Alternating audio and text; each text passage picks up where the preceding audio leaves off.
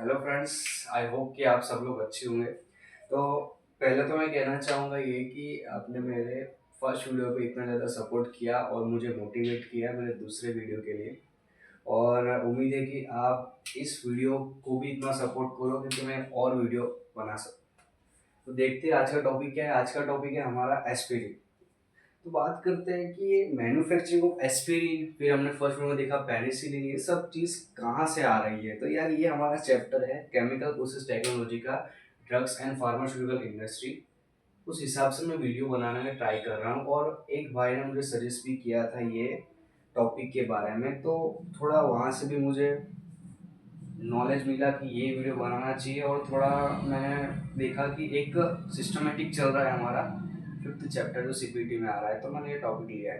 तो first of बात करते हैं कि एस्पिरिन है क्या। तो यह एस्पिरिन एक वन टाइप ऑफ ड्रग है और ये एक मेडिसिन के फील्ड में ज़्यादा यूज होती है, पता है आपको, पेन किलर की तरह और फीवर रिड्यूसिंग के लिए। ठीक है, ज़्यादातर जो डॉक्टर्स होते हैं वो आपको नॉर्मल या फिर बोल सकते हो कि एक नॉर्मल बीमारी है, मतलब कि थोड़ा सर्दी जुकाम है, हेडेक है, ठीक है, या फिर पेट में दर्द है, कुछ भी हो तो आपको क्या सजेस्ट करता है, पैरासीटामोल या फिर अभी तो लेटेस्ट आ रही है डोला 650।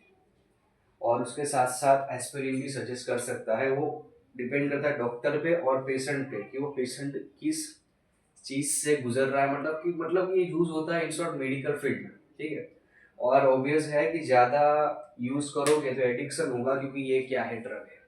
सिंपल यहाँ पर इंट्रोडक्शन हो गया एस्पिरिन के बारे में। तो यहाँ पे देख लेते हैं कि एस्पिरिन जो है वो कैसे बन रहा है। यार ये थोड़ा डायग्राम देख के डर जाते हैं बच्चे, लेकिन ये बहुत ही ज्यादा इजी और सिंपल है, कुछ है नहीं। आप देख सकते हो कि ये उसमें से काफी सारी चीजें, ये वैक्यूम कॉलम, ये एक्टिवेटेड चारकोल, ये वॉशिंग चेम्बर, ये फिल्ट्रेशन, ये प्रेसिपिटेशन चैम्बर, और ये फिर से फिल्ट्रेशन, फिर से सेंट्रीफ्यूगेशन, फिर से ड्राइंग, और ये वॉशिंग चैम्बर। ये सब देखी हुई चीजें यार हमने पहले वीडियो में। मतलब क्या नया है, सिर्फ और सिर्फ हमारे रिएक्टेंट और हमारी प्रोडक्ट वो अलग है, क्योंकि हमारे रिएक्टेंट चेंज होंगे तो हमारी प्रोडक्ट चेंज होगी, ऑब्वियस सी बात है। बाकी सब चीजें, बाकी सब डायग्राम, बाकी सब बेसिक सब सेम है। चलो स्टार्ट करते हैं। तो फर्स्ट ऑफ ऑल ये हमारा क्या है, ये हमारा बढ़िया सा एक चैम्बर है जिसमें क्या आ रहा है, एक साइड से फिनोल आ रहा है और दूसरी साइड से NaOH आ रहा है। अभी ये जो ऊपर जो लिखा हुआ भूल जाओ, तो उसका कोई अभी काम नहीं है। एक साइड से क्या आ रहा है हमारा फिनोल और दूसरी साइड से हम NaOH एंटर कर रहे हैं। तो यहाँ पे एक रिएक्शन हो रही है, वो यहाँ पे लिख देता हूँ मैं। फर्स्ट रिएक्शन, फिनोल को क्या कहते हैं भाई, बेंजीन के ऊपर अपना OH, ठीक है, इसको हम क्या कहते हैं, फिनोल, हमारा OH। और साथ ही साथ NaOH के साथ रिएक्शन, तो ये हमारा क्या क्रिएट होगा। आप सोचो कि ये क्या है और ये क्या है। फ्रेंड ये आप देखोगे तो ये फिनोल है, लेकिन फिनोल है क्या, एसिड है। ये क्या है, एसिड है। और ये एनओएच क्या है, हमारा बेस है। जब एसिड और बेस रिएक्ट करते हैं तो क्या होता है, न्यूट्रलाइजेशन, और न्यूट्रलाइजेशन में क्या बाहर आता है, हमारा H2। तो यहाँ से आप देख सकते हो कि हमारा ये प्यारा सा H2 ये बाहर निकल गया, निकाल दो बाहर। और क्या बचा हमारे साथ, ये O माइनस और Na प्लस है, तो क्या हो जाएंगे, वो चिपक जाएंगे। तो यहाँ पे चिपक गए, ये हमारा ONa। और ये जो हमारी प्रोडक्ट बनी उसको हम बोलेंगे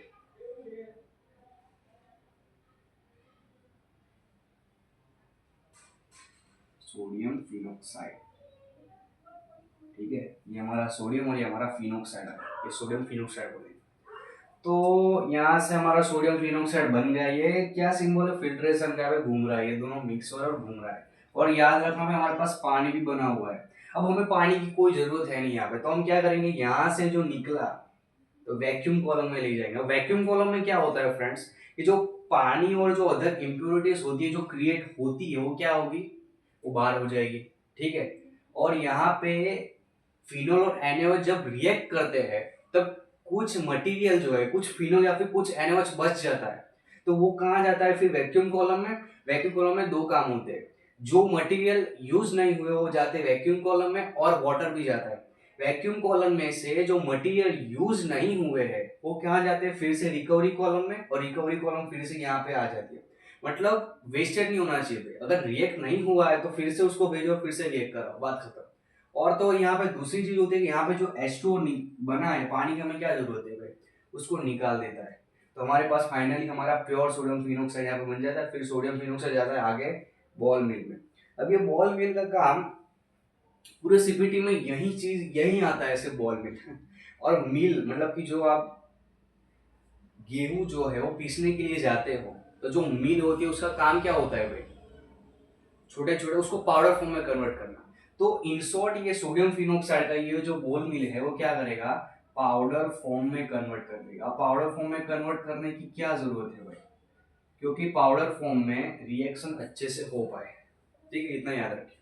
फिर आगे जाएगा, फिर यहाँ पे हमारा सोडियम फिनोक्साइड है वो एक चैम्बर में जाएगा, वो है ऑटोक्लेव हमारा, ठीक है, उसको ऑटोक्लेव भी बोलते हैं, चैम्बर भी बोलते हैं, टैंक भी बोलते हैं, कुछ भी बोल सकते हो। और यहाँ से हम प्री हीटेड CO2 यहाँ से एंटर करेंगे, प्री हीटेड CO2। अब प्री हीटेड CO2 का मतलब क्या है, पहले गर्म कर दो CO2 को, फिर उसको भेज दो हमारे ऑटोक्लेव में, वहां पे टेम्परेचर कितना है 30 डिग्री सेल्सियस, याद रखना। तो यहाँ पे दूसरी रिएक्शन होगी कि हमारा जो सोडियम फिनोक्साइड है वो अब रिएक्शन करेगा CO2 के साथ। तो यहाँ पे क्या फॉर्म होगा देख सकते हो फ्रेंड्स, यहाँ पे फॉर्म होगा हमारा OCA, ओके, यहाँ पे वो है ना एज इट इज रहेगा, और यहाँ पे बन जाएगा COONA, ठीक है, बढ़िया। और तो यहाँ पे फॉर्म होगा NaHCO3, सोडियम हाइड्रोजन कार्बोनेट भी फॉर्म होगा, ठीक है। अब यहाँ पे आप देखोगे कि ये जो चीज है वो तो आगे जाएगी, क्योंकि यहीं से हमें कुछ ना कुछ बनाना है, हमें एस्पिरिन बनानी है। लेकिन ये जो चीज है ये क्या है, ये हमारा सॉल्ट है यार, ठीक है, हाइड्रोजन कार्बोनेट वाला सॉल्ट है, सोडियम हाइड्रोजन कार्बोनेट। तो ये जो सॉल्ट जो है वो हमें कुछ मतलब कि चाहिए ही नहीं यार। तो ये सॉल्ट को हम रिमूव करने के लिए ये फिर अटैच किया गया है एक्टिवेटेड चारकोल। अब एक्टिवेटेड चारकोल में क्या होता है, हमने पहले वीडियो में देखा था कि एक्टिवेटेड चारकोल क्या करता था, इम्प्योरिटीज जो है वो हमारी मेन प्रोडक्ट में से निकाल देता था और हमारी मेन प्रोडक्ट को एकदम अच्छा कर देता था, मतलब कि एकदम फ्रेश कर देता था, ठीक है, विदाउट इम्प्योरिटीज वाले हमारी प्रोडक्ट बन जाती है। तो यहाँ पे जो सॉल्ट है वो निकाल सकते हैं हम एक्टिवेटेड चारकोल की मदद से। मतलब आप ऐसे भी याद रख सकते हो भाई, यहाँ से रिएक्शन होगी उसको निकालना है तो हम यूज करेंगे एक्टिवेटेड चारकोल, ठीक है। और फिर से क्या हुआ, यहाँ पे एक्टिवेटेड चारकोल में जाएगा, फिर ये जाएगा वॉशिंग चेम्बर में। और वॉशिंग चेम्बर में क्यों जाएगा, वॉशिंग चेम्बर में जाने के लिए यहाँ पे हमें एक चीज ऐड करनी पड़ेगी, वो है हमारा H2O, ठीक है, सिंपल, इसमें कोई चीज ऐसे नहीं, पानी ऐड करेंगे क्योंकि वॉश करना है हमको, ठीक है, कपड़े धोने के लिए पानी ऐड करते हैं, क्योंकि ये सब चीजें ये सॉल्ट है, इतनी आसानी से नहीं जाएगा भाई, ये सॉल्ट है, एक इम्प्योरिटीज है जिसको 3 स्टेज में इन लोगों ने कन्वर्ट किया है। देखो, first of all activated charcoal करेंगे, फिर वॉशिंग चैम्बर में जाएगा, फिर जाएगा फिल्ट्रेशन में। और हमेशा याद रखना फ्रेंड, फिल्ट्रेशन तभी होता है जब स्लज फॉर्मेशन हो रही है, और स्लज फॉर्मेशन क्यों होता है, सॉल्ट की वजह से। और यहाँ पे सॉल्ट आप देख सकते हो ये बन गया है सोडियम हाइड्रोजन कार्बोनेट, ये हमारा कार्बोनेटेड सॉल्ट। अब आगे जाएगा फिल्ट्रेशन में से प्रेसिपिटेशन चैम्बर में। अब प्रेसिपिटेशन में क्या होता है, ठीक है, हमें पता है, हम रिएक्शन तो लिख लेंगे कि भाई ये जो चीज है फिर से H2O के साथ रिएक्ट करेगा, लेकिन प्रेसिपिटेशन चैम्बर कॉन्सेप्ट इसका क्या है। तो प्रेसिपिटेशन चैम्बर का मतलब ये है कि जो सोडियम फिनोक्साइड और ये जो प्रोडक्ट बनी है हमारी, ठीक है, ये जो प्रोडक्ट बनी है, ये प्रोडक्ट जब जाएगी वहां पे तो वो लिक्विड फॉर्म में नहीं होनी चाहिए भाई, उनको सॉलिड करने के लिए हमें ट्राई करना, क्योंकि ज्यादातर चीजें जो है, एस्पिरिन क्या होती है भाई, टैबलेट है, एक मेडिसिन फील्ड में यूज करना है, तो लिक्विड से ज्यादा सॉलिड होगी तो अच्छा है। तो हम उसके लिए यहीं से प्रोसेस स्टार्ट कर दे रहे हैं कि उसको हम सॉलिड करने में लग जाए, ठीक है। तो प्रेसिपिटेशन चेंबर में प्रेसिपिटेशन होता है, ठीक है, जो लिक्विड जो है वो रिमूव होता जाता है और सॉलिड बनता जाता है। तो यहाँ पे H2O को ऐड कराएंगे तो ये जो हमारी प्रोडक्ट है वो रिएक्ट करेगी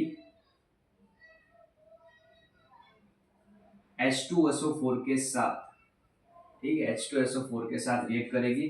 ओके, मैं कैटालिस्ट की जगह नहीं ऐसे लिख देता हूँ, H2SO4 के साथ रिएक्ट करेगी। अब देखोगे तो यहाँ पे कौन सी रिएक्शन होगी, तो यहाँ पे हमारा, अब ध्यान से देखोगे तो जो Na जो है, हाइड्रोजन है, वो रिप्लेस कर देगा Na को, तो यहाँ पे OH आ जाएगा, फिर यहाँ पे आ जाएगा COOH, ठीक है, और बाकी जो बचा वो, ठीक है, हमें उससे कोई लेना देना है नहीं, क्योंकि अभी हमारी प्रोडक्ट बन रही है, ठीक है, जो मेन प्रोडक्ट वो आती जा रही है। अब आप ध्यान से देखोगे तो ये क्या है भाई, ये हमारी सैलिसिलिक एसिड है। और आप जब थियरी लिखोगे तो आप ऐसा लिख सकते हो कि सैलिसिलिक एसिड जो है वो एक मेन इंटरमीडिएट प्रोडक्ट है, क्या बनाने में, तो क्या एस्पिरिन बनाने में। मतलब कि हम जब एस्पिरिन बनाते हैं तब हमें एक इंटरमीडिएट प्रोडक्ट मिलती है, वो है सैलिसिलिक एसिड। और सैलिसिलिक एसिड क्या होता है मैं समझा दूं, तो ये फेस वॉश जो होते हैं, मतलब फेस वॉश है, और जो स्किन केयर वाली ट्यूब होती है, पिंपल्स हो जाते हैं तो उसके लिए सैलिसिलिक एसिड डॉक्टर सजेस्ट करते हैं। लेकिन कब, एक दो पिंपल नहीं भाई, जो ट्रीटमेंट होती है वहां पे, ठीक है, वो थोड़ा हाईली कॉन्सेंट्रेटेड होता है। मतलब इन शॉर्ट ये स्किन केयर के लिए यूज होती है सैलिसिलिक एसिड, ये आप समझ लो, ठीक है। फिर आगे जाएंगे तो यहाँ पर क्या होगा, फिल्ट्रेशन होगा। फिल्ट्रेशन क्यों होता है, क्योंकि यहाँ पे कहीं ना कहीं सॉल्ट बन रहा होगा। सॉल्ट देखो यहाँ पे, सॉल्ट क्या बन रहा है, आपको क्या लग रहा है, क्या सॉल्ट बन रहा होगा। तो आप यहाँ से देखोगे ध्यान से, तो यहाँ पे बन रहा होगा Na2SO4, सोडियम सल्फेट, ठीक है। तो यहाँ पे ये सॉल्ट बन रहा है, मतलब कि फिल्ट्रेशन है, मतलब याद रखो कहीं ना कहीं सॉल्ट बन रहा है और सॉल्ट की वजह से स्लज बन रहा है, इसलिए स्लज जो बन रहा है उसको मैं रिमूव करना है। यहाँ से फिल्ट्रेशन